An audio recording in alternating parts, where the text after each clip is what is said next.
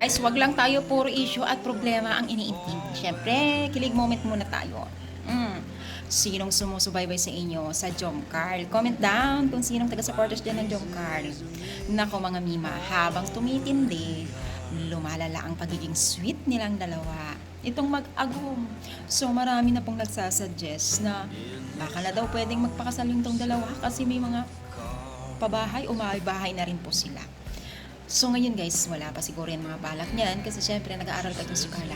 Pero kahit nag-aaral yan si Carla mga mima, ay talagang napaka-discard itong batang ito. Napaka-practical niya. Marami pong sumusubaybay sa kanila dahil nga po sa kanilang katangiang kakaibang ka-sweet at yung paghandle ng kanilang bawat pinansyal, bawat how to earn money, then kilig moment. Alam nyo, napakalayo na rin po ang narating ni Carla. Isa si Carla sa mga kilala ngayon sa Kalingap Angels, hindi lang dito sa Team Kalingap, maging ang buong Pilipinas, buong mundo, kasi napasama siya sa mga most beautiful vlogger dito sa Pilipinas. Biruin mo yun, di ba?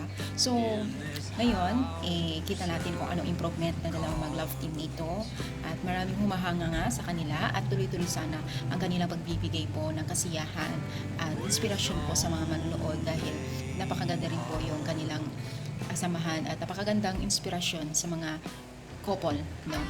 Talagang nagpa-prioritize sila, ipina-priority nila yung mga needs nila and talagang maganda silang mag-budget sa pera at tuloy-tuloy pa rin po ang pagbibigay ng mga sponsor sa kanila kay Carla at Jomar.